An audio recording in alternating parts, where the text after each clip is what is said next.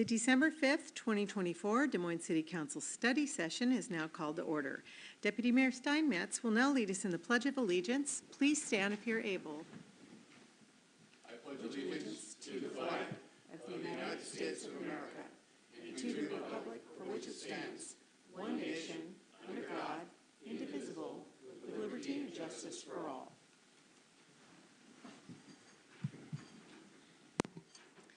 Let the record show that all council members are present. Tell the public attending tonight, welcome and thank you. Thank you for being here. For those watching online or on Channel 21, please know that we cannot attend to our phones from the dais. However, if you experience technical problems, please email cityclerk@desmoineswa.gov. That is cityclerk@desmoineswa.gov. So do we have any correspondence not previously received by the council? No, Mayor. All right, thank you very much. Okay, now it's time for public comment. So because this is a study session tonight, we'll only be hearing comments that address items on the agenda. Other subjects can be heard at our next regular meeting. We ask that you keep your comments respectful, and please recognize that anyone who is speaking or acting in a way that's disruptive to the meeting will be removed. You'll have 3 minutes to speak. Please state your name and city of residence. And we do have somebody who's signed up tonight to speak, Jeff Gross. Come on up to the podium.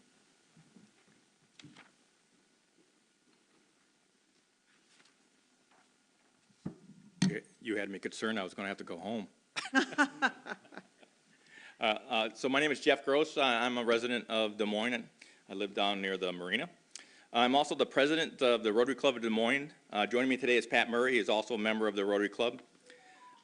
Excuse me, I want to thank the city for working together with the Rotary Club for many years. We share the goal of supporting the residents of Des Moines, and we want to continue the positive partnership. As you know, our club rents the beach park every year for the Poverty Blues and Brews Festival, our one major fundraiser. We are concerned with you possibly amending and repealing resolution number 1281. Discontinuing the nonprofit rental rate. Raising the rental fee would not only reduce the funds we give back to the community every year, it would put us the event at risk of having to relocate to a more cost-effective location away from the park and the downtown area. We are aware of the city financial challenges. We do understand the need to increase revenue where you can. Increasing the rental fee would add a few $1,000s to this year's budget, but there's also real hard and soft negative costs. The Blues and Brews Festival has drawn thousands of people to Des Moines for over 15 years. We've been doing the blues. Another thing that's been very interesting is 80% of our attendees are from outside of Des Moines. You know, when they register for tickets, we get their mailing information. So that was really surprising to me. While they're here, they pay for parking, they eat at our restaurants, and they visit our business. Once they discover our marina and beach, they return with their families and spend money in our businesses again and again. This park exposure also leads to additional rentals that create revenue for the city, such as weddings and other events at the park. Blues and Brews is a great advertising for the community that desperately needs economic development. Blues and Brews also has a tangible benefit to our city. Rotary will give $35,000 that was raised this year on a rainy day that we had back to the community. That's everything that goes back to our community. That does not include our international projects. Most of it will benefit children and families of our community. We give very heavily back to the Highline schools. This includes scholarships to children can participate in the Park Rec program. We also support that. We know you are faced with difficult times. We understand that. We want to partner with you in new ways so Rotary can continue raising as much money as possible and the city can benefit even more for their exposure. For instance, prime sponsorship billing and opportunities for significant businesses and commercial real estate promotion. Before you vote on the amendment or repealing Resolution 1281, let's talk about how we can maximize the value of the Blues and Brews for economic development. We are confident that the city can get as far more value out of the Blues and Brews than it could generate from increasing the rentals. We look forward to working with you. So as you know, we have this discussion almost every year about the rate of the park. You know, this is, it's difficult for us to raise money, as you know. And we have something here that works. You know, it's I deal with. I'm going to become the assistant governor for Rotary, and I travel around to different Rotary clubs. And you know how many Rotary clubs would love to have something that could raise $35,000 to $45,000? Most clubs raise 15. So the fact that we're a healthy club that's serving the city it's a great asset. It's a very asset. So we understand that you're having financial restraints. We want to work with you on that. You know, I think there's ways that we can promote the city a lot more at the Blues and Brews. You know, I know we traded a sponsorship for the rate that we received last year, but it was not taken advantage of. You know, we give a table, and then at different levels we could even move towards an agreement to call it the Des Moines Poverty Bay Blues and Brews. So appreciate the time. We'll have others come next week, but we really want to work with the city to come together on this, because this would, as you know, the rate increase would 4 times increase what we're paying now. So thanks for your time. Thank you, Jeff. Is there anyone else who came tonight expecting to give public comment but did not realize they needed to sign in order to speak tonight? All right. Thank you so much. On to the next item. We have some discussion items on the agenda tonight. The first one, we're going to be talking about our legislative priorities. We'll be receiving a presentation from our legislative advocate, Anthony Hemstad, and the purpose of this item is to discuss and consider the adoption of our 2025 legislative priorities. Thank you for coming to the podium, and thank you for attending tonight, Anthony. Yes. Appreciate you. Thank you, Mary Buxton and councilors. Good seeing all of you, and especially considering that you flew halfway across the world to be here tonight. So On about 26 hours awake no, now. impressive. Yeah. I am Anthony Hempstead, a longtime legislative advocate for the city of Des Moines.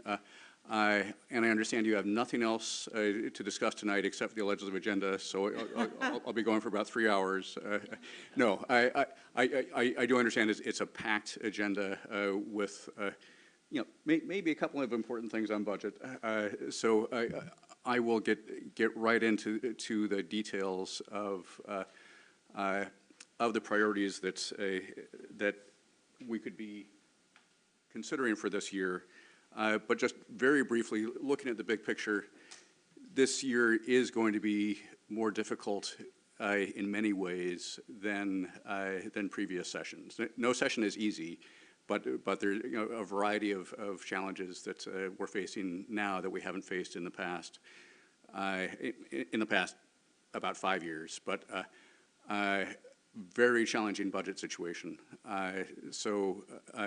Des Moines faces budget challenges, and the state is as well. They are looking at it between a $12 and $14 billion deficit over the next 4 years. And I heard a presentation by the Speaker of the House here the other night, and he was saying it was much closer to $14 billion than the $12 billion. So it makes anything that we're going after that involves money just that much more challenging. But that being said, there are many other things that we can try to go after, and we should still look at budget options there in the legislature as well.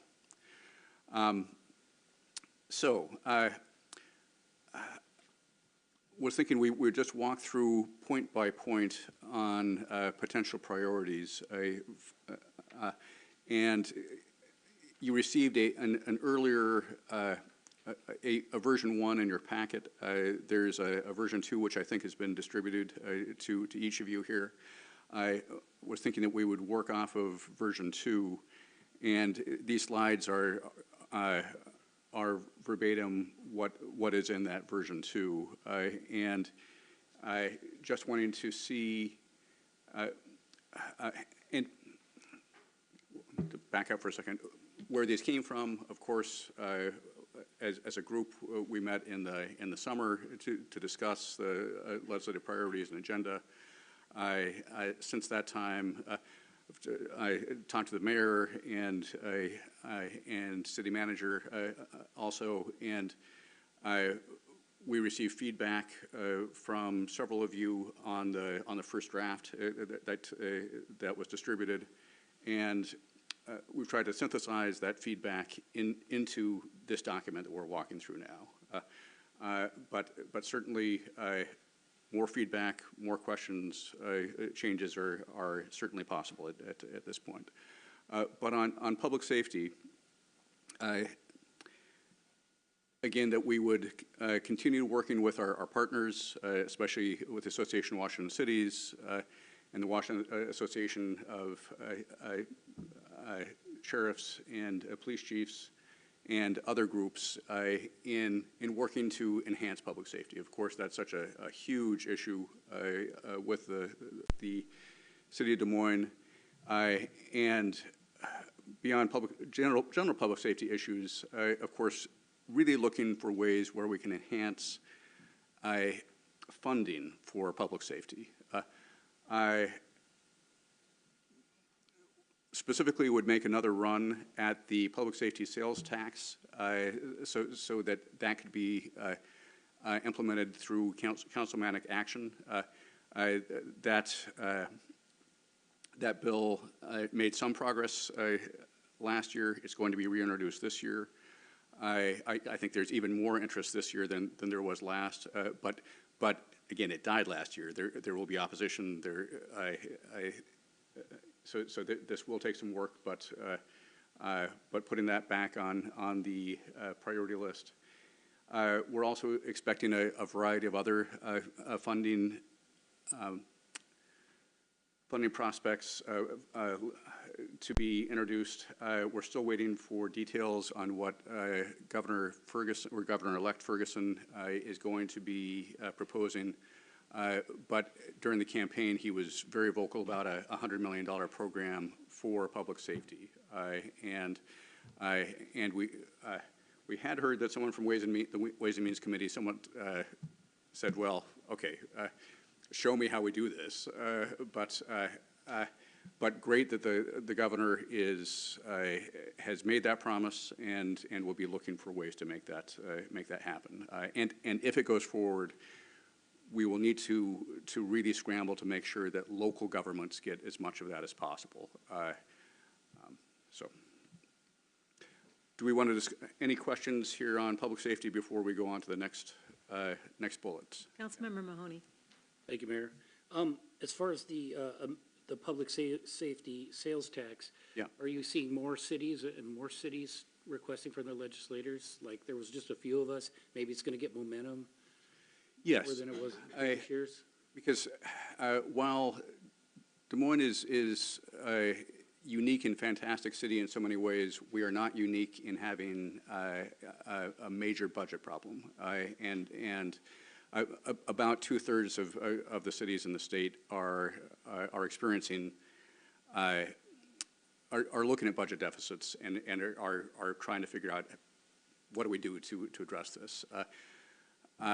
Public safety for most cities is a huge part of the budget, of course, and so there is definitely growing interest in a public safety sales tax as one of a variety of things that could be potentially done to help enhance local government budgets, because many places are hurting right now.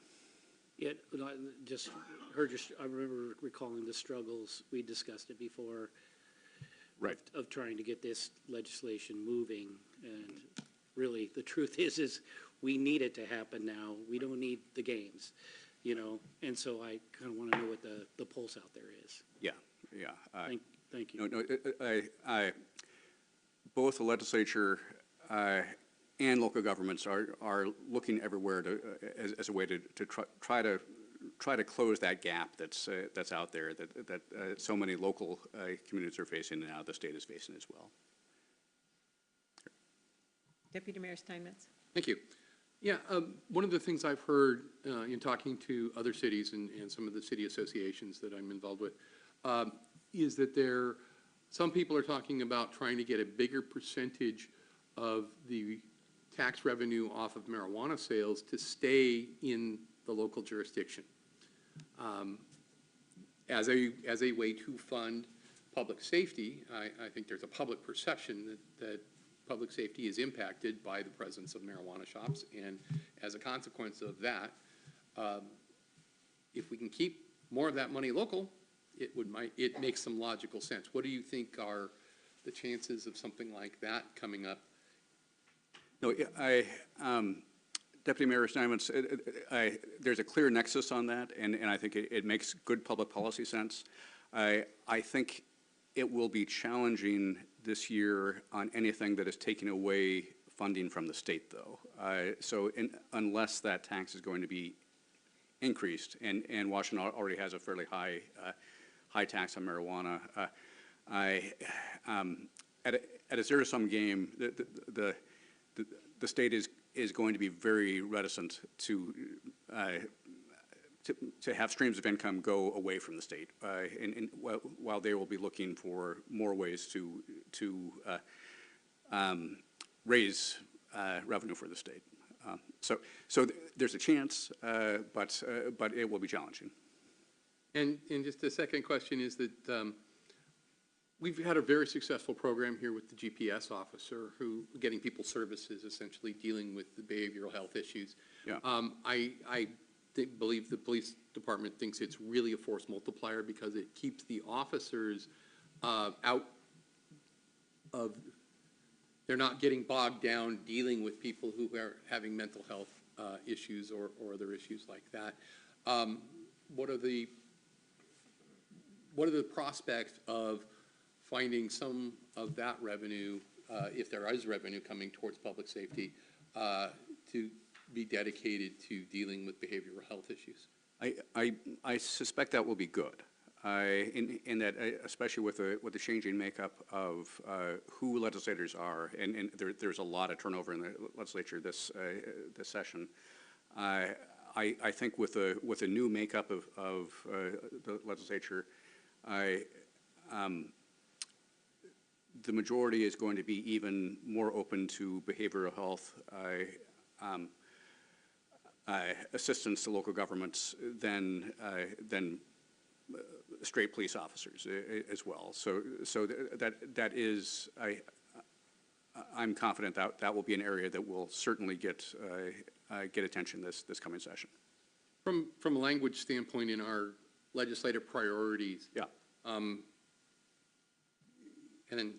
I got this talking to my colleague, but I've got the floor, so if you don't mind, I'm going to go ahead and throw it out there. You know, we said including behavioral health. Mm-hmm. Would, in particular, behavioral health, you know, drawing a little brighter spotlight on that, help, hurt, hinder, not make a difference? What would be the import of changing that language just to focus in a little more particularly on behavioral health issues? I think that works. If that's the will of the council, happy to make that change. Okay. Do we need a motion for this, or is it a head nod? Tim? You want Or to, is this- you need a motion? Okay, so would you like to make a motion? I'd make a motion. Okay, And I feel like I'm really stepping on Councilmember Oxinger's toes because he brought this to me, but I'm just kind of rolling, so if you don't mind. I do want to give credit where credit's due, though. Is that I would change the word including behavioral health to in particular behavioral health. I'll second that. more public safety, including. You want to take, not including, but it's called, and?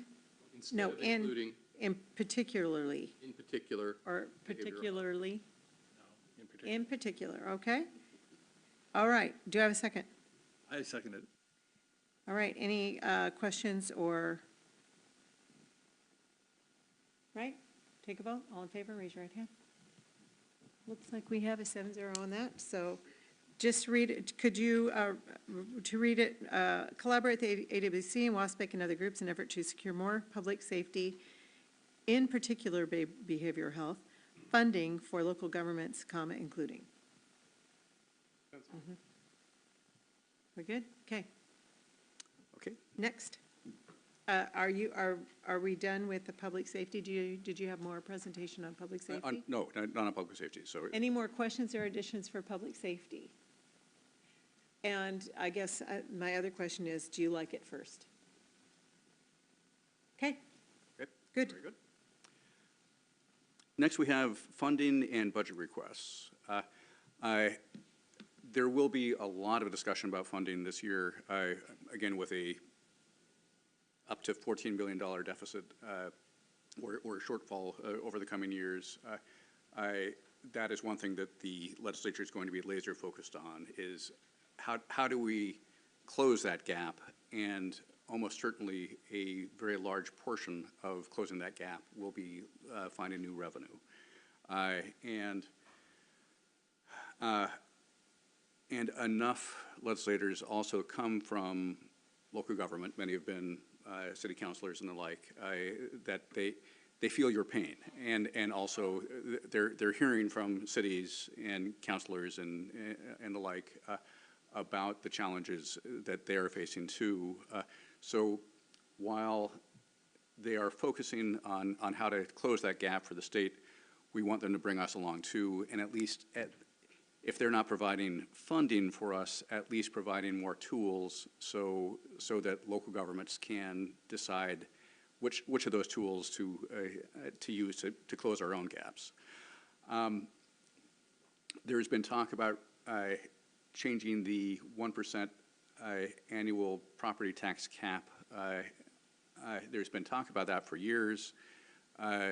Legislation has been moving a little bit further the last couple of years. I think this year is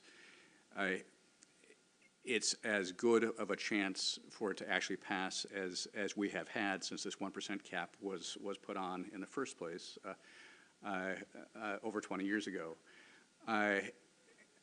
Partly because in property tax, generally the state is in the number 2 position as far as what percentage of property tax on any property, where that goes.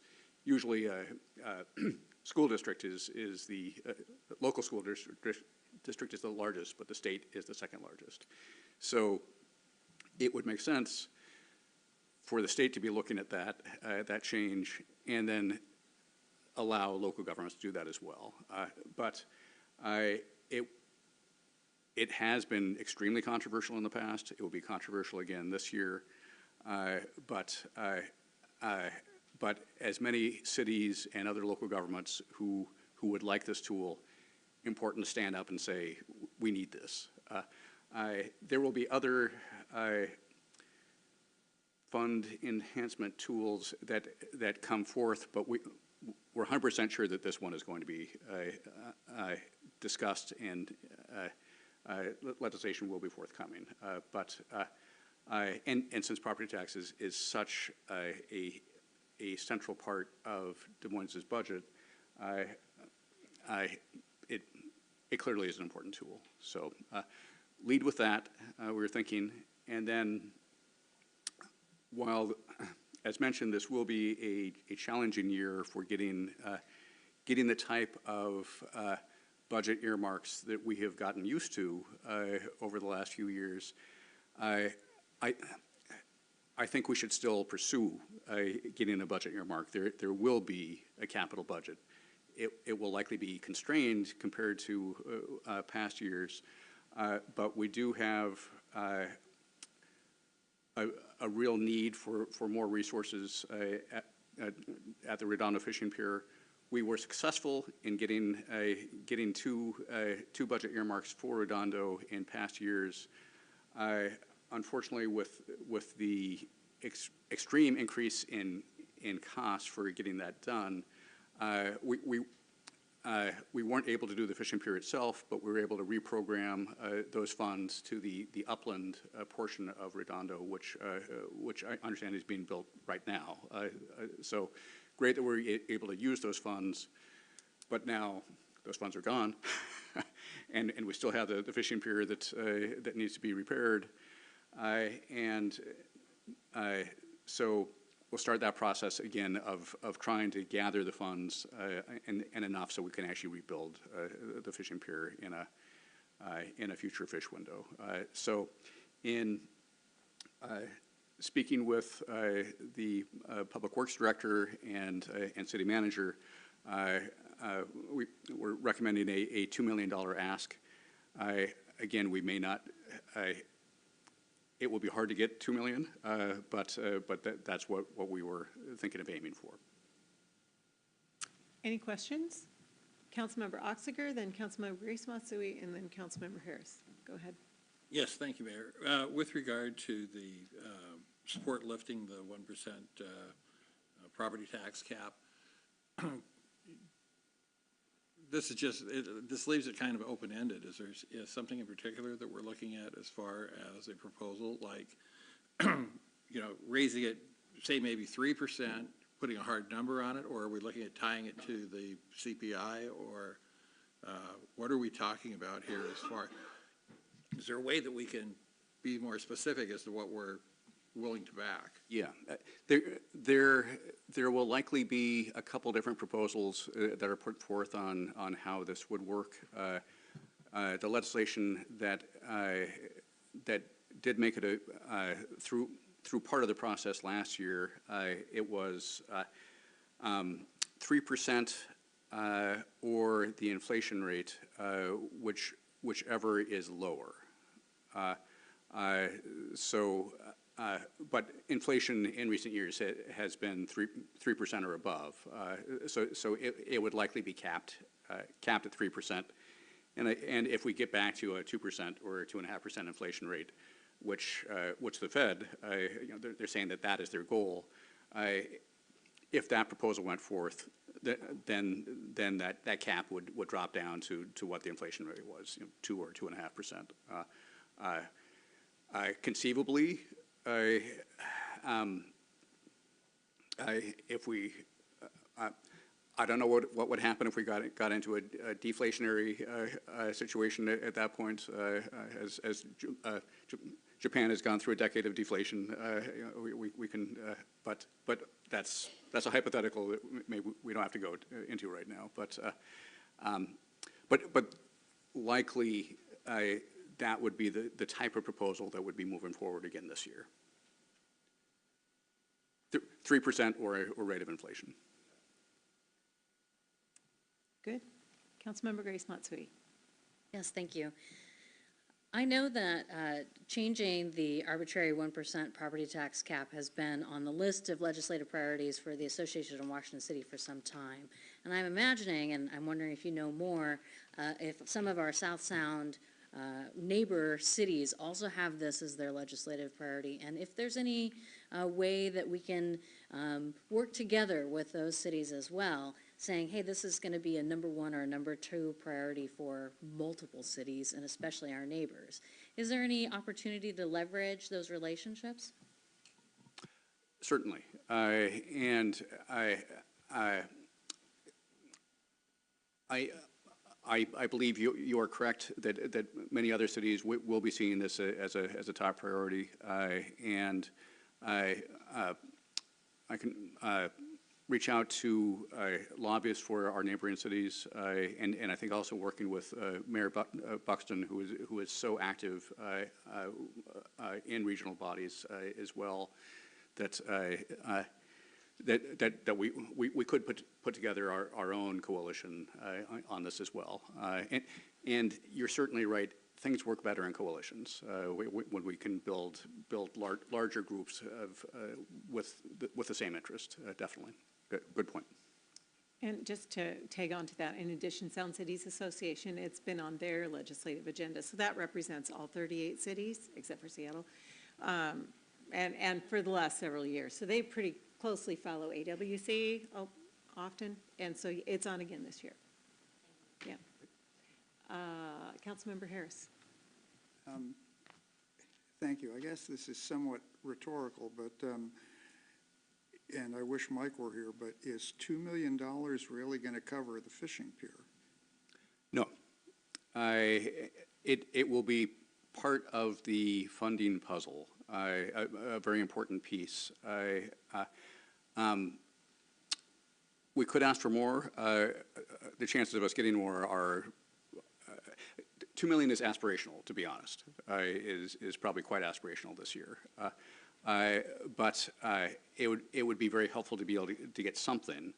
And then looking at RCO grants and other potential grants that are out there.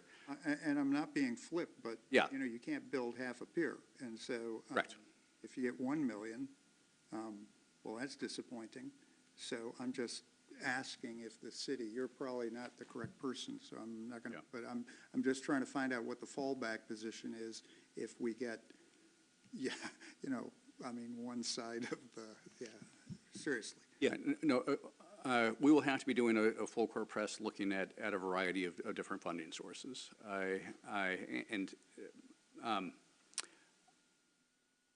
And the state would be unlikely to fund the whole thing in any case.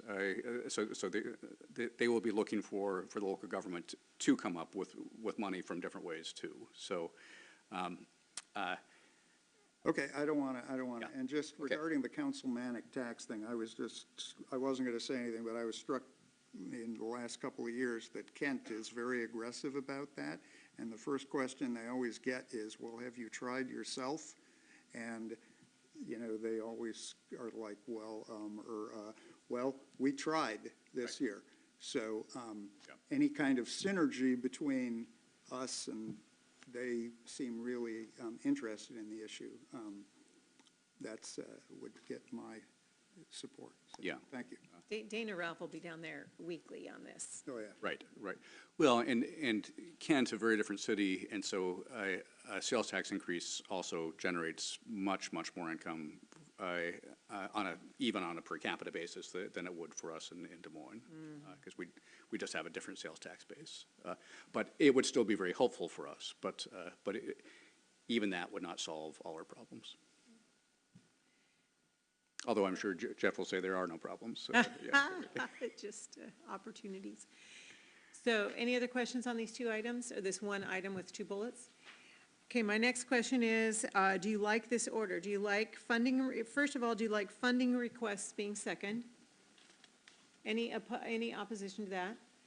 And then do you like the order of the bullets inside of that? Are we all good with that? And then any other options on the wording? No? Okay, looks like we're good. On to the next one. Very good. Thank you. Next are several points on airport issues. Obviously, lots of things are happening right now with SeaTac Airport and the myriad ways that impacts Des Moines. And should note that these bullets here are considerably different than what you saw in your first draft, and this is taking into account feedback that was received by several counselors, again trying to synthesize that and put into something that is agreeable to everyone. But first off, as was in the first draft, is the air quality monitor. And I understand a fair amount of work has been done on this, and I understand now that there's a hard dollar figure on what this would cost as well, and a location, and the city manager's been very active on this as well, and we know there's considerable legislative support. Representative Orwell has been a real leader on this, but I think important to get that out there as clearly this is something that the city wants and will be supportive of. Secondly, looking at securing state funding so that Des Moines and other airport community cities can have assistance in digging into the myriad impacts that are coming from SAMP. I understand that there was a similar thing done when the third runway was out there. This would, by getting this, because these studies aren't cheap, of course, and as individual cities, we don't really have the resources to pursue this, but if state funding could be there, it would put us in much better position to be able to look at various aspects of the SAMP as that process continues moving forward.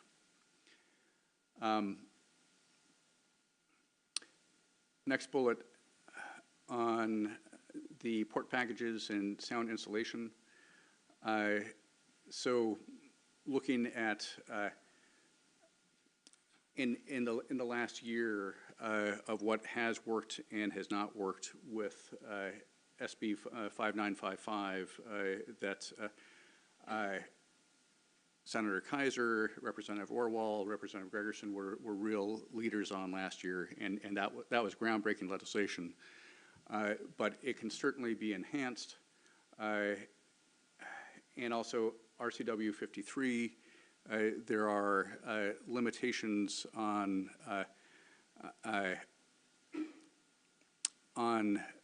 port funds and how those can be used. It would be great to address that directly in that if that law was made more flexible, there could be other things we could negotiate with a port going forward on. So those are important points. And then lastly, the START group has put together a joint legislative effort, partly including some of the above on at least on sound insulation, but other aspects too.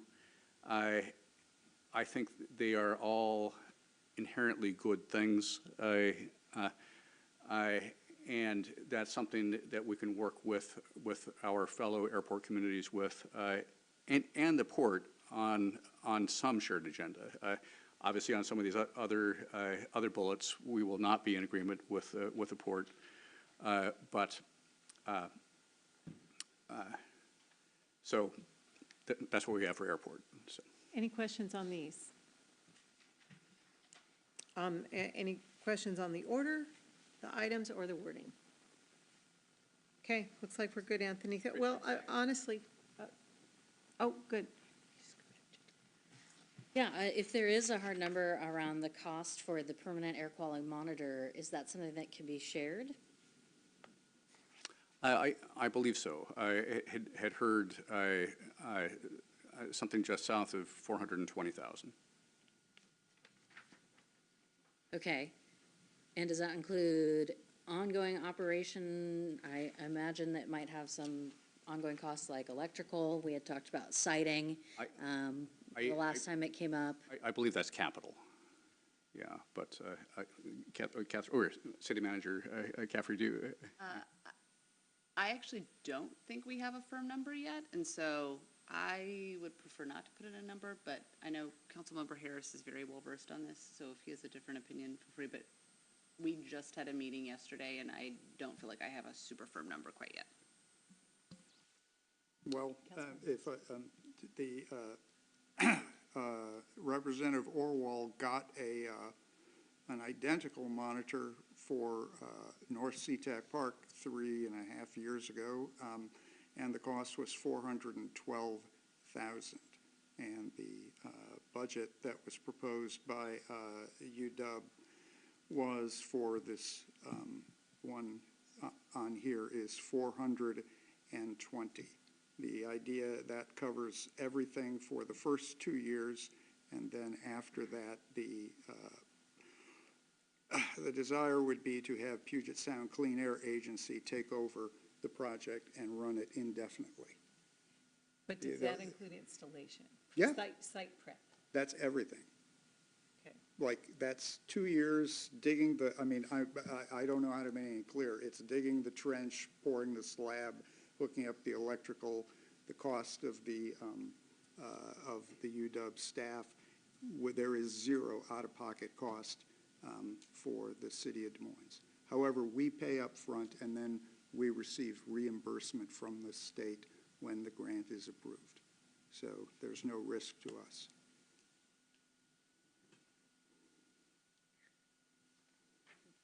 But I do believe that there was some sort of operating cost in terms of power, electricity. But that's accommodated for in the, It is, so it's Yes. not an addition. yeah. Okay, thank you. Okay, any other questions on these airport issue items? Councilmember Oxiger. Well, if we've got a number then, do we want to move this up under funding requests and ask for a specific amount? I have an opinion on that, before you, I think sometimes we constrain ourselves a little too much. Let's say we needed a little bit more or whatever. If you know that the subject is on there, that way you're free. You're not binding yourself by a dollar amount. Does that make sense? Okay, You're just asking for this thing, how much ever it turns out to be.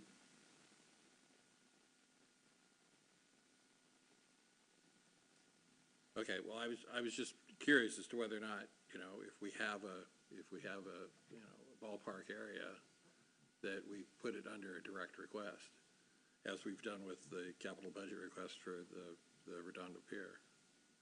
If you think it's better to just leave it, If it's 100% reimbursable according to the program, it probably wouldn't matter. Is that true?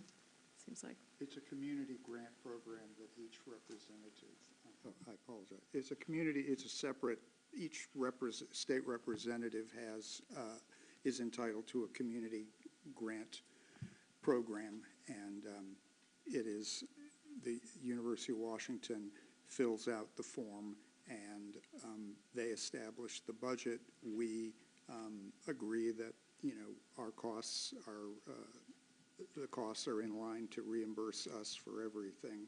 And basically, from that point forward, Representative Orwell takes it forward. Okay. Any other, is that good? I guess, yeah. Okay, any other questions? All right, looks like we're good on airport issues, and we're all good at having that be number 3. Great. Okay, and then the last two categories, historic preservation and ferries. Again, historic preservation is there. Obviously, we have some very important historic structures in Des Moines. Just if opportunities come up for us to pursue something, that's why that is there. Ferry development. There have been some interesting discussions about ferry legislation. I've met with a representative both last week and this week about what he is calling the Mosquito Fleet Restoration Act of 2025, and that might and a key part of that would be establishing a grant program for new passenger-only foil ferries, and that would be something that Des Moines could qualify for, and he's quite excited about connecting Des Moines as well, and sees the benefit. This might be a longer-term project as well, but hoping if 20 million or so could be put into a grant program, that it will move. It will keep progress going forward on this key point. And that's it as far as we have on different bullets on the legislative priorities. Thank you. Any questions on that? Councilmember Mahoney. So with the Yes. we probably got a lot better chance of getting some kind of funding. So this request has got a good chance, particularly the fair. It does much better than if the Climate Commitment Act had been repealed. But the transportation budget is looking extremely challenging as well, in that the state has faced the same sort of issues that Des Moines has faced with just galloping inflation in project costs. And so the transportation budget is looking at a multi-billion-dollar hole as well.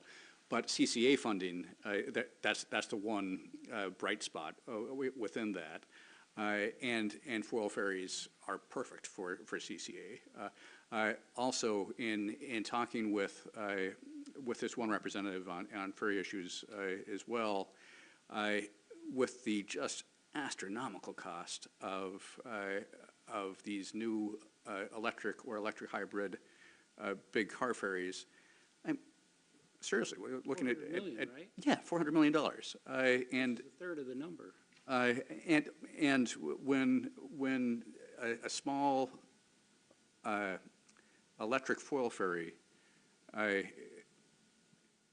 million, 8 million, depending on the size, and they can be built within a year rather than 5 or more years for a $400 million boat. And so suddenly people are saying, okay, we need to think differently and to get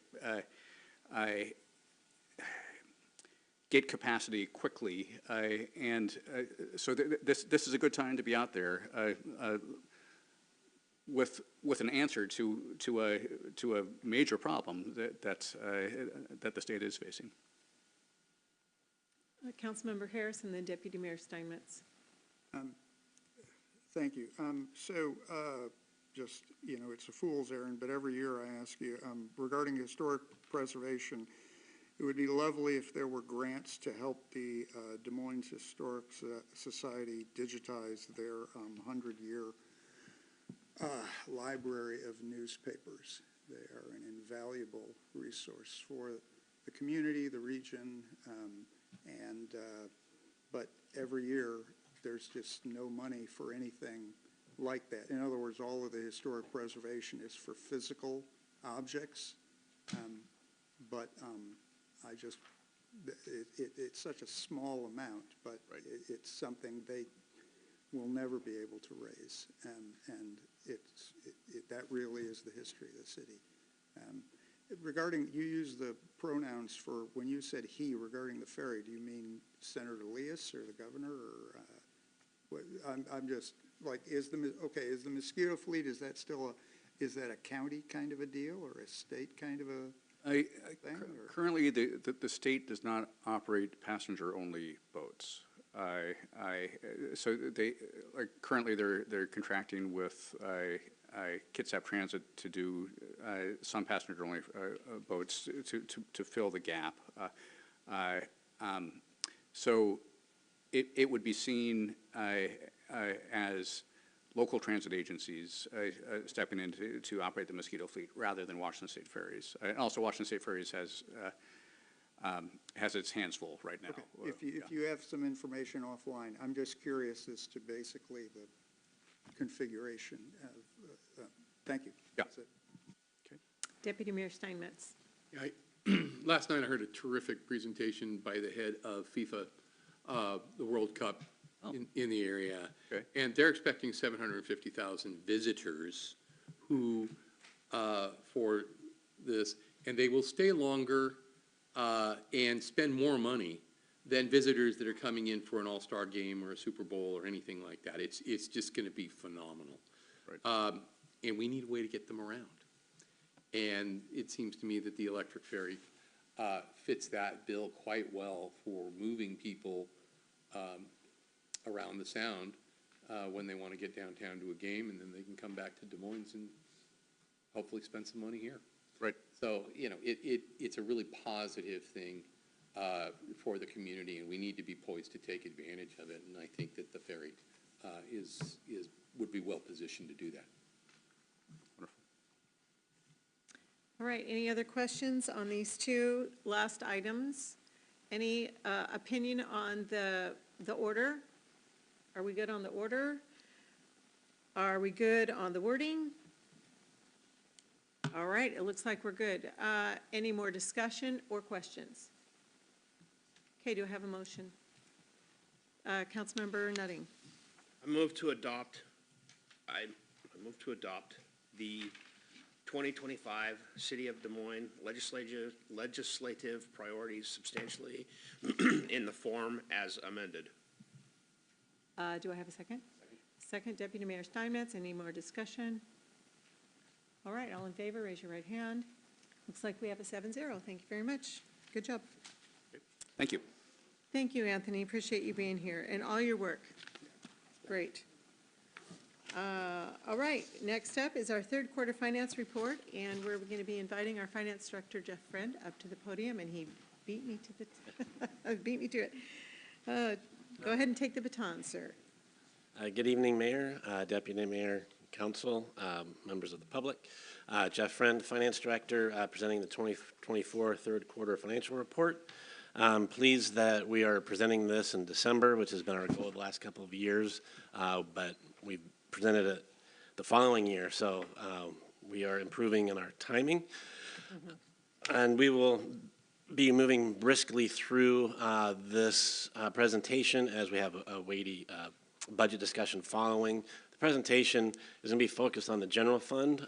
The report itself has a broader scope and is in the packet. And we'll get started. So the general fund through September 30th, actual revenues for the general fund were $18.9 million, expenditures $19.2 million, for an operating loss of about $361,000 through the third quarter. On the major general fund revenue categories, we have property tax, utility taxes, sales tax, B&O taxes, franchise fees, and red light running from the red light cameras. The blue bars in the chart represent the year-to-date budget. The middle columns that are yellow is the prior year through September 30th, and the green bar is 2024 through the third quarter. Nothing too surprising here. You can see property tax, of course, is pretty much in line with last year. Sales tax is a highlight that's a concern, as we discussed in the Finance Committee meeting. The construction sector dealing with interest rate issues and other things is kind of pulling that down below last year's totals through September 30th. And then also, you might notice on the red light running that people keep driving better, which you would never know when you're driving outside. But behavior is improving, so that is decreasing as would be expected. Sales tax by month, we want to look at month-to-month sales tax. This shows 2022, 2023, and 2024 by month. The blue line is 2022, yellow is 2023, and green is 2024. The third quarter, which would be July, August, and September, you can see that the green line is pretty well underneath, less than the yellow line. So we have performed in the third quarter not as well as we did last year, though it did end close to where we were 2 years ago. But that's showing that we're not growing from last year's totals. General fund expenditures, personnel. This, of course, is the same chart we just looked at for revenues as far as the setup of the chart. But 2024, the green bar for personnel is greater than the total from 2023 by about $600,000. Yet it still is less than a year-to-date budget. Supplies and services are about what you would expect. We're going to talk about cash. So one of the schedules in the report is cash balances per fund. And we're going to take a look at the general fund cash balance. And one of the main drivers for looking at this is that we've had a bit of stress related to the cash balance in the general fund this year as far as our cash flow goes. And also, as was mentioned during the Finance Committee meeting, the Marina Steps went out to bid. Next week, there'll be an agenda item requesting council to reject bids. They came in a bit higher than expected, which is problematic for the fact that the project has funds from the American Rescue Plan Act, which need to be obligated and put into a contract by the end of the year. So as far as that project goes, it does not look like that will be possible. So we're going to look at the cash flow, and then explain why we have a budget amendment next week that will request that ARPA money be removed from the project, which needs to be, and transferred into, a majority of it transferred into the general fund. So the ending balance of unrestricted cash in the general fund was a bit over $1.8 million, which that doesn't sound to most people, well, that sounds like a lot of money. But as far as the city's operations, it's not that high.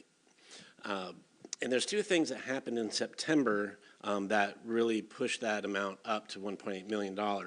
One was two capital projects were closed.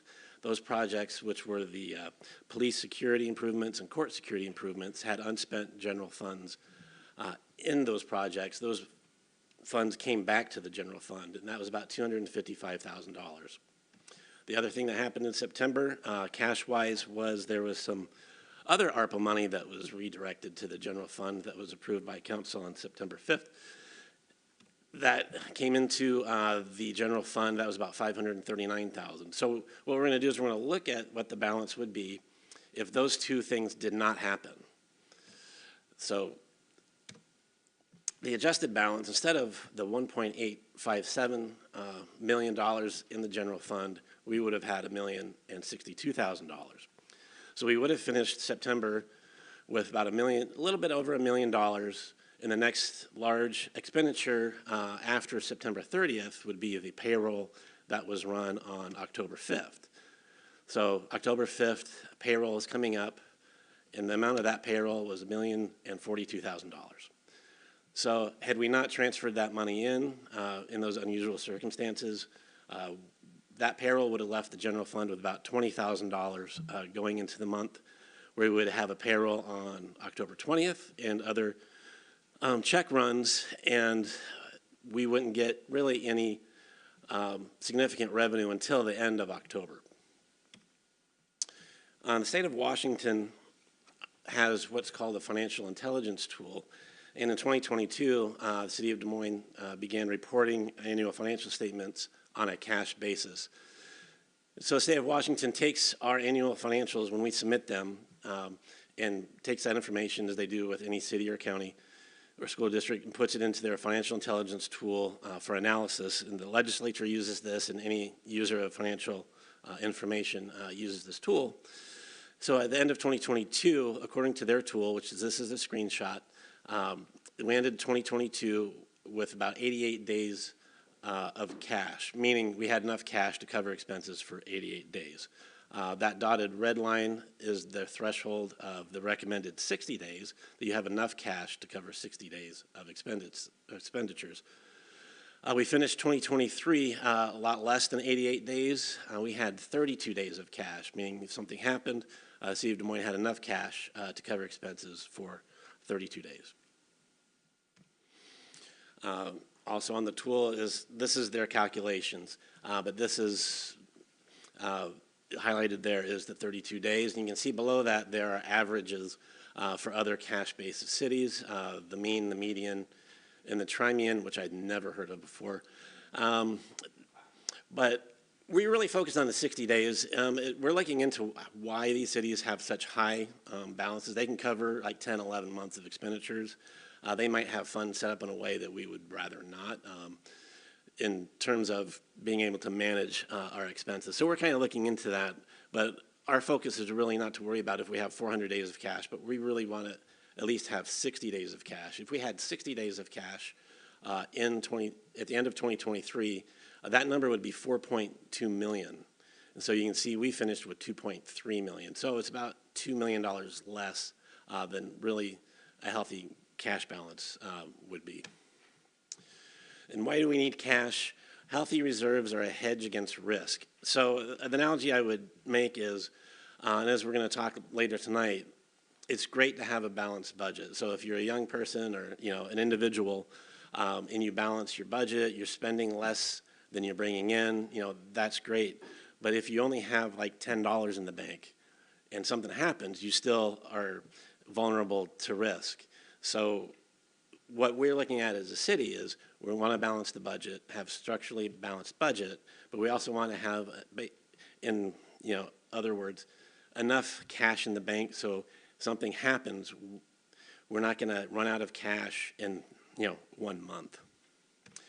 To visually present this in the final slide, and this is the most romantic financial slide I've ever made, is that there's two pieces to financial stability. So on one hand, you have the balanced budget, but on the other, you have healthy reserves, and you have those two together, you have financial stability. And so that's why we have a budget amendment next week, requesting to move the ARPA funds into the general fund. And that concludes my presentation. All right, do we have any questions? Wow. Okay. I had a couple that are just benign, so no, I think we're good. Let's move on to the next thing. So, okay, so the next thing we have on the agenda is our budget workshop here. So we're going to receive an extended presentation on budget items. So it's the purpose of this item is to update the council regarding budget challenges and present recommended strategies prior to passing the 2025 to 2026 biennial budget. And we're going to have a dual team here. City Manager Catherine Caffrey and Jeff Friend will be working to give this presentation to us tonight. So handing the baton off to you two. All right. As the mayor said, Jeff and I are going to sort of tag team this presentation. So Jeff, will you be my Vanna when we need to move on to the next slide? Before we get started, I want to first say thank you to the council for giving me a few more weeks to sort of dive into this. I know the original schedule had been to have second reading on the budget on November 21st, which I think would have been my 9th day at work. So I really appreciate a little bit more time. But who I also want to give an even bigger thank you to is our fearless finance director, Jeff Friend, who thought he was close to being done with a budget, but alas, he was not. But truly, he's run every scenario possible. Him and AJ, I have said, can you run this? They'll bring me that. Then I'd say, can you run this a little different way? Can you run it back again? So I'm incredibly grateful for them doing so much work in, candidly, a very short period of time, especially for someone who's new to the organization and wants to know every historical run on everything possible. So what we're going to present you tonight, next slide, please, Jeff. This looks like a long list, but it is a pretty extended presentation, but we're going to try to keep it moving. But some of these are things you all are very familiar with because you've received numerous budget presentations at this point, but our intent is to put this presentation on the website, and so we are going to sort of kind of go back in time a little bit just for the public. But the good news is that really we're going to be getting to a place tonight where we will be presenting you a budget for your consideration that is structurally balanced, which is something I think you've not seen in a while. It does add funds to your fund balance, which are desperately needed. I think you just heard Jeff talking about the fund balance. But it also has some pretty serious cuts that do have impacts, and so I want to make sure we go through those. The direction and feedback I'm looking for from the council tonight is a little bit of choose your ending. So I'm presenting you one budget tonight. You do still have the budget that you were presented in October prior to my arrival. We'll go through the differences, but I think if I was going to sum it up, kind of version 1 budget is not structurally balanced, does leave us with quite a bit of cuts that would still need to be made in the next 2 years, but you could say it's a more gradual approach. What I am presenting you tonight is definitely we're reaching a balanced budget now. So it's definitely a little more expedited of an approach. So Jeff, next slide. Okay, so I do want to talk a little bit about, again, just for sort of the benefit of the public watching, what the goals were, right? I mean, you all's goals were to have a budget done in time that was balanced. My goals were to have it be structurally balanced, which is a little different. What that really means is ensuring that one-time revenues completely cover your one-time expenditures. And that means you're isolating one-time funds so that they are being used for those purposes. And so your recurring everyday business is totally covered. My other goal was really to reach some fiscal sustainability. And so what that means is that I think it provides the organization and the community, candidly, some assurances that we can do what we said we were going to do. Things are fully funded. There's not sort of this looming, cloud of there's these additional cuts coming. And then we need to really focus on growing new revenue streams and strengthening existing revenues. I mean, if I could triple underline that, I would. That is critical to the long-term success of, I think, candidly, any city in Washington, but definitely this community.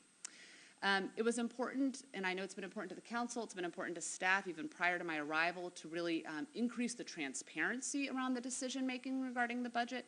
So I've included a photo from the budget town hall that staff put on a few weeks before I got here. I think really their intent is to keep this going. So what I would tell you is moving forward, Jeff and I have talked about some changes we want to make to how financial reporting is presented. We'd like to make financial reports much easier for the layperson to understand on our website and just sort of get a summary of what the status of the city's finances are.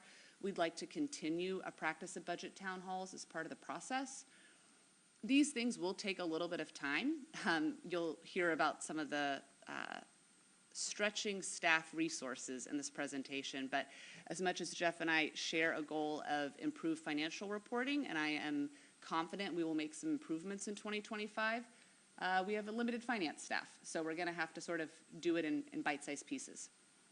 Last thing, you all know this, but it's good to sort of cap it off. There are some key things that have contributed to the budget challenges Des Moines is facing. Rising inflation, increased operational costs, you all have heard that for months now. Revenue shortfalls due to the economy. Of course, the last time you were presented the budget, it was prior to Proposition 1. It was prior to that election. Now we know the result, and so that obviously is a major factor that had to come into looking at how to make these numbers work. And then, of course, there's issues from what appears to be sort of a practice of some structural deficits. So using, again, these one-time revenues to plug these ongoing budget gaps rather than really addressing it. Next slide. Okay, so during a lot of discussions this year about the general fund and the finances, it became clear that the city really needed to communicate really how general fund operations work. What does the general fund pay for? What money comes into the general fund? Because I think there's a lot of confusion in the community because they see community sees capital projects and this and that and thinks, well, the city can afford that, but not thinking that, well, the general fund only has certain amount of revenue sources and pays for certain things. So this chart shows that property tax, sales tax, utility taxes, and fines and fees for charges for services are the kind of revenue that go into a general fund, and we refer to that as revenue that's unrestricted. So the city collects sales tax. We're free to pay for a police officer. We're free to say, okay, we'll pay for a development, a planner or a building inspector. There's no external limitations or restrictions on those funds. So those types of revenue comes into the general fund, and then what comes out of the general fund, of course, is payments for police, court, recreation, senior services, parks and building, maintenance, and administration. What the general fund, we try to not have any general fund money in capital projects. Those kind of things are paid for, with grants, bond funds, private donations and whatnot. So the general fund has your unrestricted revenue come in, and then services to the community are then funded and provided to the community. When we started the budget process this year, I spoke about we meet with the directors, and then in July, and then by August we've got the numbers pulled together, and then we see our starting point, you know, because we go to point A, which is where we're starting, and then hopefully next week, you know, the budget's adopted, that's point B, you know, that's the end of the process. So when we pulled the numbers together originally, we had this budget deficit, which was presented in early September. For 2025, the deficit was a little over $4.5 million, and then in 2026, another budget deficit for about $4.3 million. So that was in September, and then as we moved forward through the calendar, we had the first reading of the budget in October, and this was the forecast at that time. So it's not really, as far as this slide goes, it's not really particular numbers that are to be really the takeaway, as much as the colors of the cells at the bottom, where you see ending fund balance and you see the three yellow cells for 2024, 25, and 26. You know, that means we're below our fund balance threshold, but above zero. And then the red cells all throughout the next five, you know, columns. In red means below zero, as you can see. The structural gap in 25 and 26 for 25 was almost $1.7 million. Actually, for both years was about the same.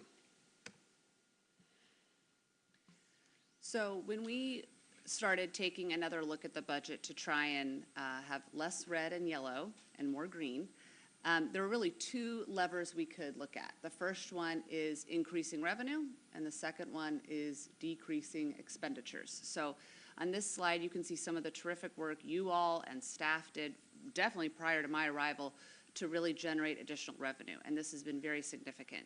You guys see the list on there, most notably the warehouse square footage tax. That will be coming to you all for second reading next week. There is a slightly modified rate, but I'll get you more information about that. But critically, this has been an important revenue source that really has been key. So I definitely want to highlight the new revenue tools we've introduced. And then Jeff will show you the total new revenue we've generated. So, you know, we're chipping away at sort of that delta. So this is not a small number by any means, and is pretty impressive that between staff and the work of the Finance Committee and Council in general has been created. So kudos to you all. Is that annual? Jeff, is that annual or is that for the 2 years together? Annual? Okay. So now we get into the second part of the equation, which is really looking at where we can reduce expenses. When I got here, I had a few people comment to me, I hope you'll trim the fat, I hope you'll find efficiencies, and I would tell you whatever fat was on this organization was already gone prior to me getting here. So people say this is a lean organization, I'd say it's pretty darn skinny. So please know that the things I'm presenting are not, sure, there are certain things in here that were good for us to find and we're, gosh, we really should clean that up. But by and large, I mean, these are significant items. So in November, the council had a study session where you all talked about your vision, mission, and values for the city. And your comments and sort of your overall shared values and what was important to you did guide sort of me in these decisions. So it was definitely determined from the council that public safety and sort of core critical services were most important to you all. So what that means is that when then I'm looking through the budget and trying to find some hard decisions, candidly, there are some significant hits in sort of what we would consider community enrichment programs and activities that are definitely part of the quality of life of our residents, but would be considered non-critical. So some things that we are looking at doing is the consolidation of programming and activities. Right now you have sort of a rec function, a senior services function, events and facilities. You all are aware of the work that was done prior to me to bring senior services in-house and consolidate it with events and facilities. I am recommending we make some further consolidation of sort of function to ensure staff are cross-trained and able to sort of provide services in all three of those areas. It will mean that there are less recreational activities offered. You will have less staff. Local government everywhere, not just here, is a service organization. That means people are what provide things. So when I hear, let's cut some programs, that does mean people. So you will be seeing a reduction of activities and programming in this area, unfortunately. We're going to focus on activities where really we see the highest usership. So it's a focus on youth activities, sports, the senior services activities and events that are really utilized is where we're going to keep focusing on for now, with obviously the hope that we can build back up over time. You will also reduce the human services budget by about $100,000. And then there was a lot of sort of boring, but collectively actually did make a big impact, what I'm calling reductions to internal activities and services. So that's, scrubbing janitorial contracts.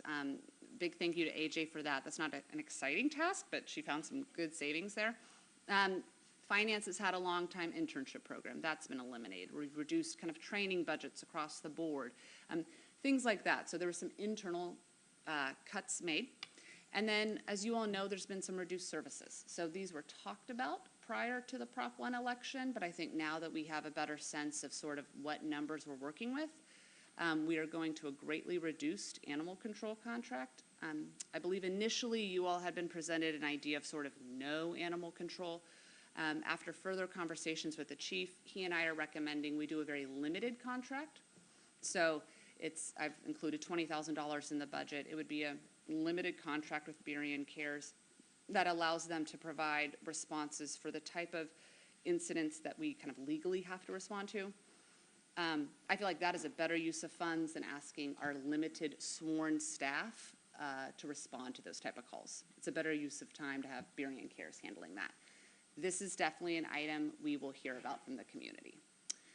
We are also closing the Redondo substation, unfortunately, and some of the downtown beautification that, when I was here in the summer was really, really lovely, with like flowers and things like that is being eliminated for the next 2 years. Next slide. Although we are talking about cuts, there were certain things that have been retained in the budget that I want to highlight because I think it's important. I just talked about the limited contract for animal control.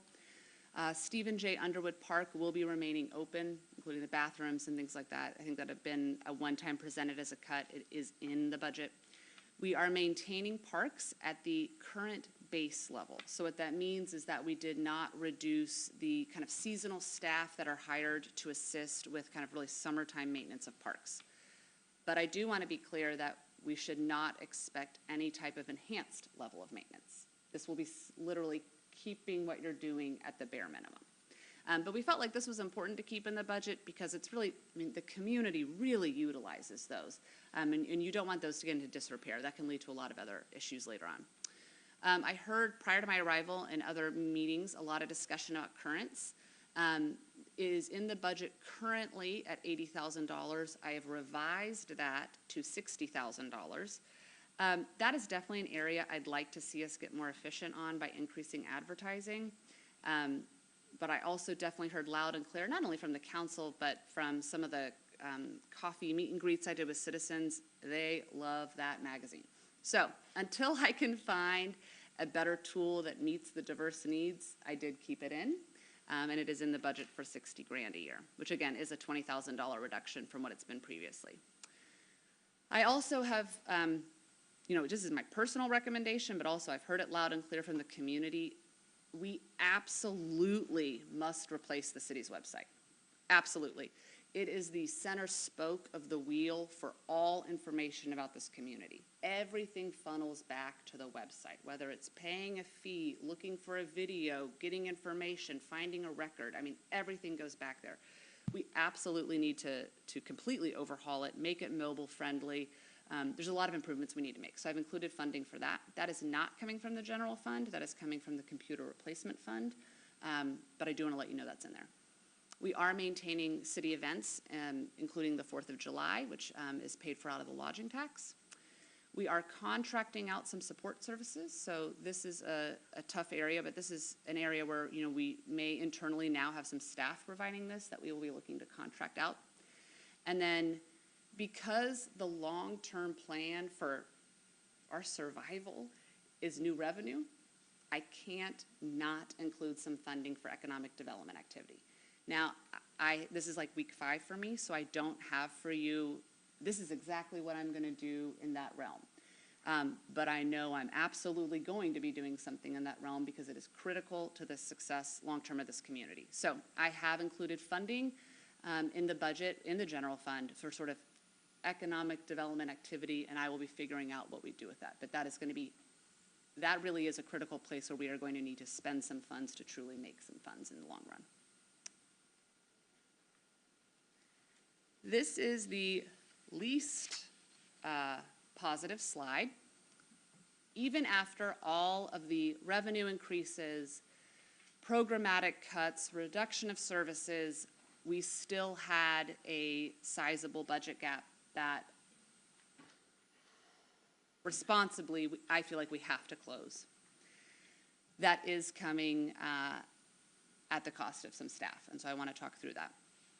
First, as we are having natural attrition, as certain employees just for their own reasons have resigned for whatever reasons, we are really strategically assessing every single one of those. So what exactly was that position? What was it classed at from a compensation level? What can we do moving forward? So we are not sort of automatically reposting vacancies.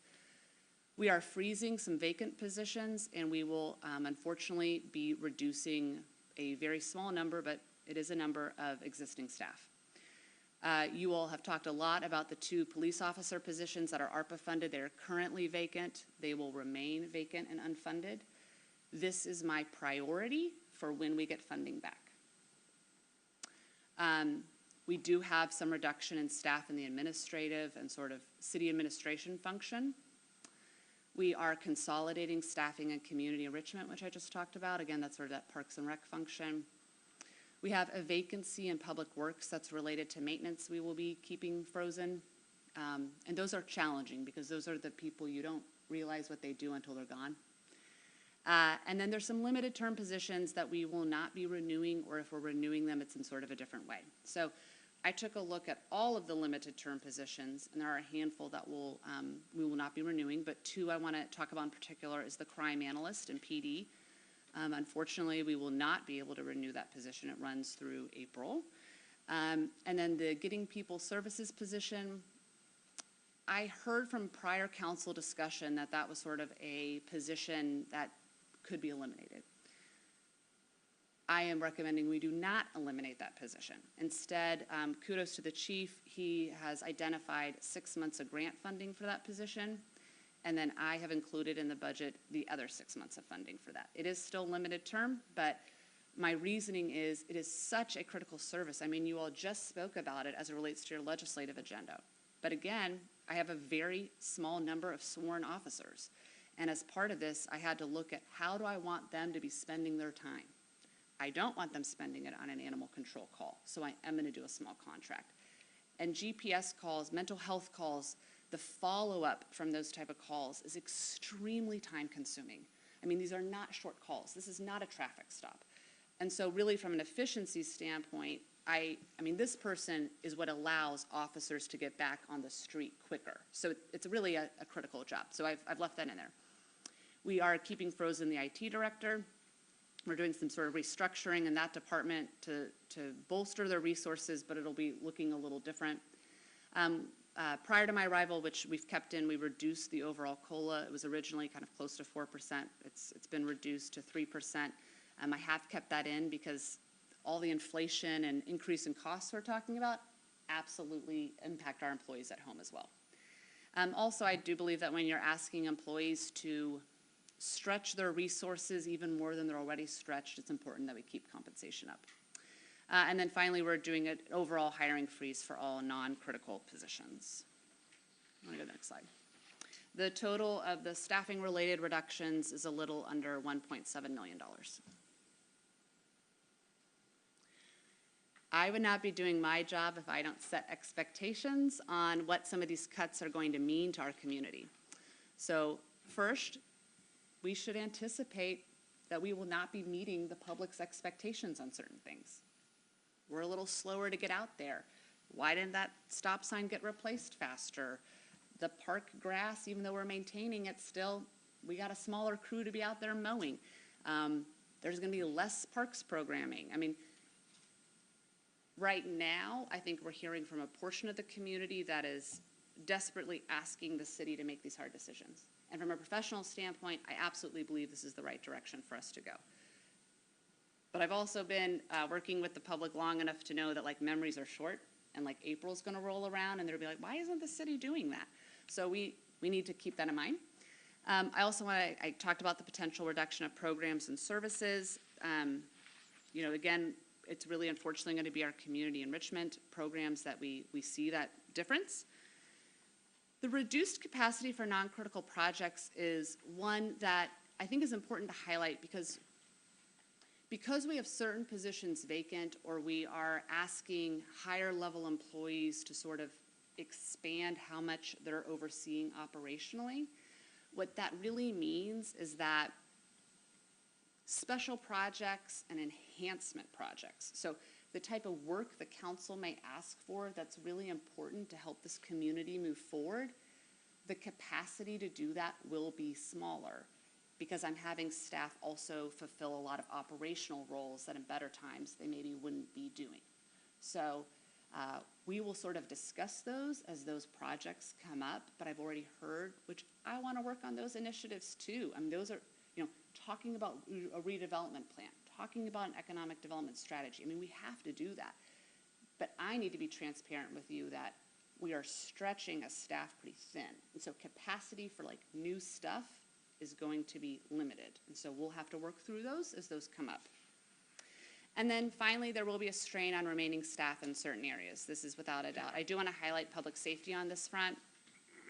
You have heard the chief talk about our staffing ratio. I want to dig into sort of service levels with him as we work together over the next few months. But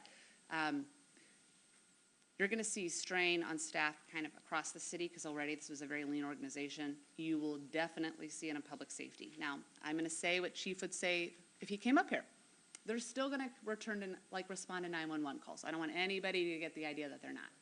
But where we are going to feel it is the proactive policing and the community policing, which is definitely going to be an expectation from our community, is not going to make the list immediately because they're literally responding to calls for service. So again, I think it's important to be transparent about that.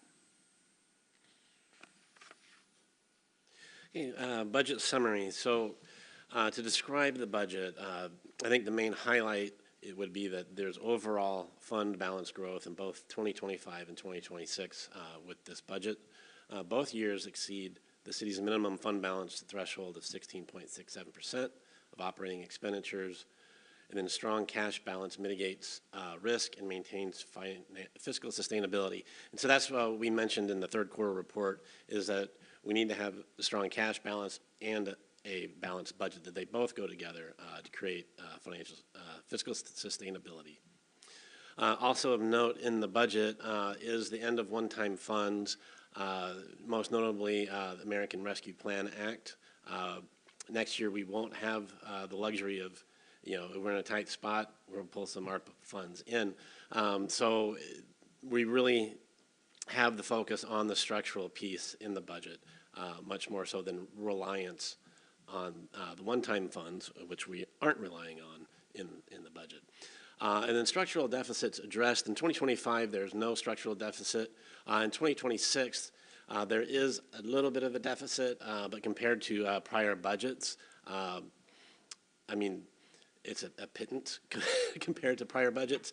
But also, being that it's 2026, we'll be working on the 2026 budget again next year, meaning that this is really provides the structure for 2026. We don't start from scratch. So let's say like benefits and all that, you know, benefits premiums, you know, COLA, you know, all of that stuff, we would update that for 2026. And so the small deficit that we see on the structural side, that would be manageable, and it would be just folded into everything else that we would be working on to update the 26 budget next year, which we are required by state law to do.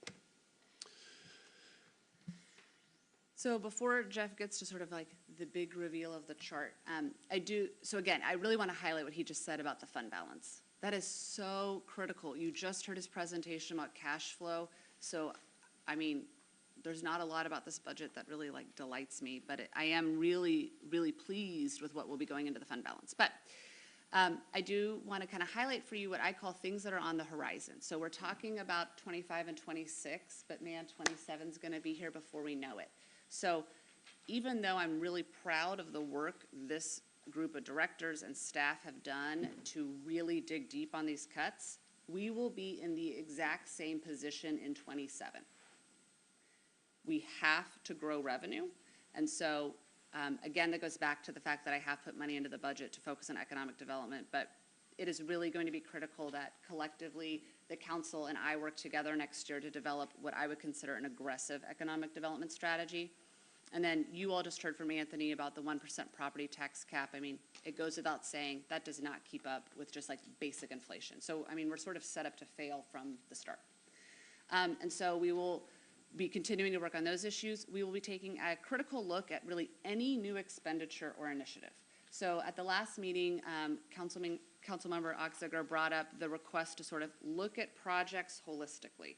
So don't start anything unless you know the complete cost. I couldn't agree more, and that is going to be the way we do business now. So every project, you're not just going to look at the capital. We will be working with staff to make sure we are really factoring in what I call O&M, but the operating and maintenance cost is of that. What is that impact on staff? What does it cost to keep that operating? I mean, we have to look at the whole picture. So you're making a good decision before you start new things. And then, again, I want to emphasize the service and staffing reductions are going to be necessary in the short term. But again, long term, this will not be meeting the expectations of the community. So again, this is not just a, getting leaner type of budget. I mean, this is really, we're tightening up for a while, but it absolutely needs, I think, will be the goal to sort of build back as we can.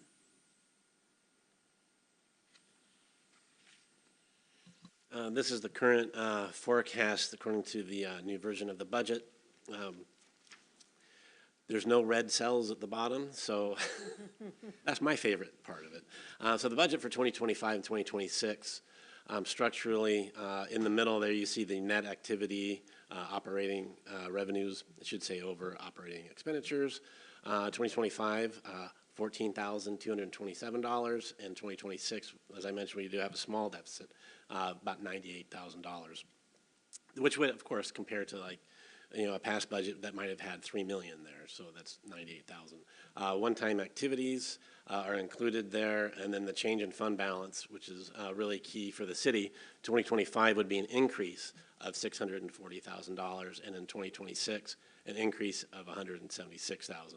And then, of course, as was mentioned by Catherine, is going out into out years. Of course, we have a deficit again, and resulting in those yellow cells at the bottom of ending fund balance, which are less than our minimum fund balance threshold, but still greater than zero. Yellow is better than red, but it's not green. Another way to explain this is with this chart, which shows our structural revenue and expenditure in 2022, 23, and 24. The revenue is in red. The yellow is the expenditures, so you can see, the gap caused by inflation. And then hopefully, the 2024 numbers projected, I wouldn't be surprised if we do better than, what's on this chart. But 2025 on is based on the budget forecast. The budgeted revenue is green, budgeted expenditures is red, and you can see, again, over time in the long term, the red starts rising up above the green where expenditures are exceeding revenue, which is, our main concern. So this concludes Jeff and I's portion of the presentation. The feedback we're looking for from you all is really which budget do you want to move forward with? So what we've presented for you is something that is structurally balanced and I think makes some real important progress on financial goals, but definitely comes at a cost. And then Jeff did include the kind of version 1 October budget, which did not include the level of these cuts, but also did not kind of achieve some of the financial goals. But that is, of course, absolutely available to the council. So I turn it over to you all. Right, any questions? Deputy Mayor Steinmetz. Yeah, you had mentioned an economic activity or economic development contracting situation, and you have some money set aside for that. Great. Is that sustainable? And do we have some strategies, or can you give us some strategies for next time in order to sustain that at least on a contract basis? Because otherwise we hit 2027 and we haven't made any progress. We need to increase the revenues, and it's going to take a while to bring economic activity in. So I'd like to know what that forecast is on how to keep that going and having at least a contract person in place. Yeah. So right now, it is in there as a one-time. To move it into, if I'm hearing you correctly, it's how can we move it into a recurring? Let me look at that. That would mean we need to find, $100,000 more dollars to cut. So let me look at that and see what we can do. It may be something that, let me move forward and let me see what I can do for 26. But it is in there for 25 and 26, but let me see if I can at least move it into recurring for 26. But I can definitely take a look at that. If we don't do something now, we won't ever get to where we need to be. And that's, to me, the most important piece, is we've got to be looking out further, and we just haven't done that. And so, please do. Thank you. Any other questions? Councilmember Harris. So somewhat, I guess rhetorically, but basically, well, no, it is a question. How much money should we set aside to make sure that we have 3 new speed cameras next year, which we are entitled to by the state? Or do we need to set aside money for speed studies and that sort of, and engineering and so forth? And can we, basically? Because I look at the number for, Redondo, and there are certainly plenty of worthy streets in this city in terms of speeding. So, yeah. Let me see what we can, unless you know the answer. Well, I would say, as far as Redondo and other speed cameras, I mean, we have the red light running cameras that go into the general fund, but the Redondo cameras and the school zone cameras don't, and those have restrictions. And so I don't know if getting a park zone speed camera would do anything for the general fund. But I think one thing that's been talked about is, are there any intersections where maybe there could be another red light camera, which would have more impact? Okay, but we're entitled to, under the 2023 law, we're entitled to 1 speed camera per 10,000 residents now. And regardless of whether it's in the general fund or not, if it's, something that will support anything having to do with traffic safety, we certainly have many needs in that area. And I'm just asking, I've just been surprised that that hasn't come before transportation or, yeah. I'm So hearing is that something we can look into? Yeah, I think what I would say is, Councilmember Harris, because of the time frame we're on to get the budget approved next week, can I commit to you to bringing through the Finance Committee or maybe even the Transportation Committee, but kind of in Q1 of next year, a budget amendment that would sort of take a look at that? I feel like I'm not going to be able to give you a quality answer I'm next just, week. it says here at the bottom, long game, and so Yeah. I'm just throwing it out there. I'm not trying to, and the other thing is, I would just say candidly, this is rhetorical. It would have been better if we had tasked Mr. Hempstead to, if he can't get $2 million for Redondo, to get $1.3 million or whatever it is for the boat launch. Because the fact is, the dry stack is cash money. And it's something that the city has proposed since 1999. And the sooner we start, the sooner we get that recurring revenue. And 2026, 2027 will be coming soon. And that is the fastest way to, when people talk about economic development, well, there it is. And I was just thinking as you were speaking, between the airport and all, if I never hear the word sustainable again in my life, yeah, anyway, that's it. Councilmember Mahoney. First of all, the red light, the speed cameras, and I know the city attorney can elaborate a little bit more, but there are requirements where they can be and so forth. So it is really restricted. Red light cameras are an option. I know there's been other discussions. We've talked about possibly making 24th the west side of Park or something like that, if possible, where we could put a speed camera. And I think we're going to discuss this in the Finance Committee on the first meeting of the year. I support the new version of the budget. I will tell you that I do have concerns. Obviously, we're going to be using that ARPA money, and it makes sense because we need to spend it or give it back, and we can need it now. I'm very concerned that where are we going to come up with the money? We've worked hard, and I do believe the steps in building that community area is the first step to making us a very viable city. As far as the boat storage and the racks and so forth, I think that's a few years off. The funding's not there, and the money would be enterprise fund for the marina, not necessarily for the city. Where I believe the steps and the ferry and some of those things would spur the development we need badly in town. I think we can explore zoning in the downtown area and those kind of things as steps. All of these revenue sources are going to take more time than that. It's realistic. It's unrealistic to think they can start yesterday.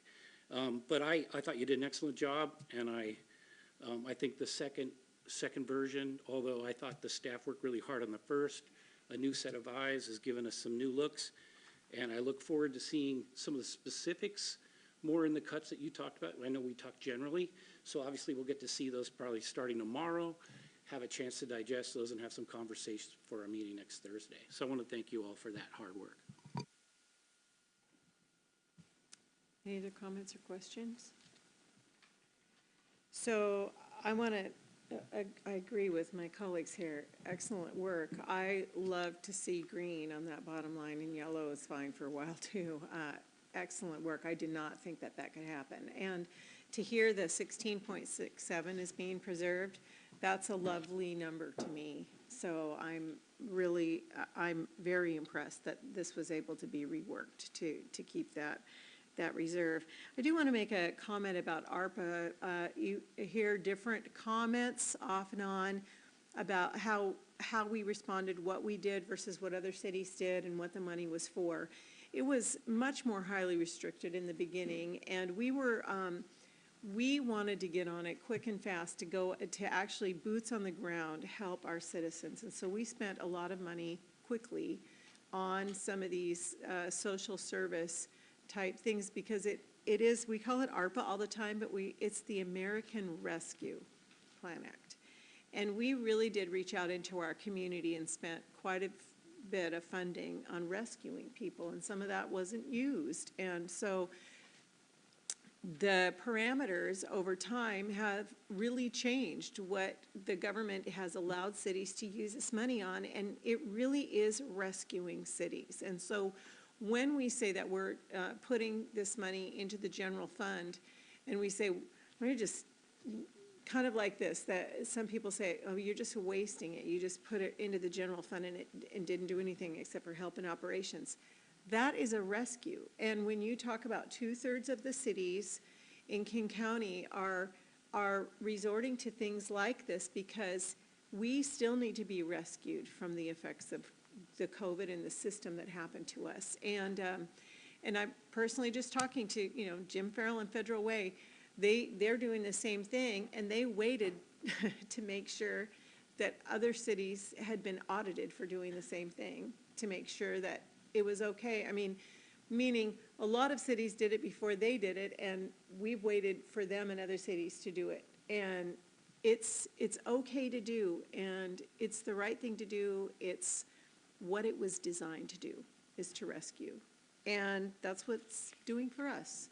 So it's not a misuse of it at all. It's the appropriate use of the word.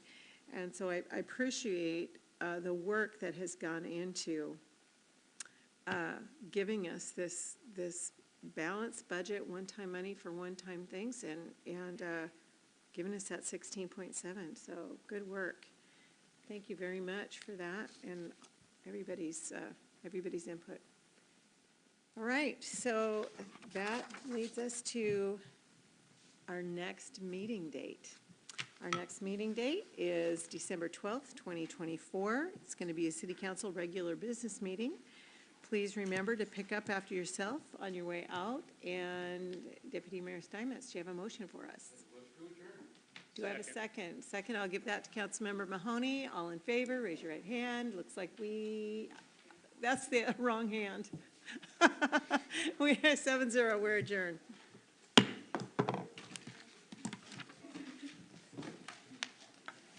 Excellent work. Excellent work. So good, so hard, so good.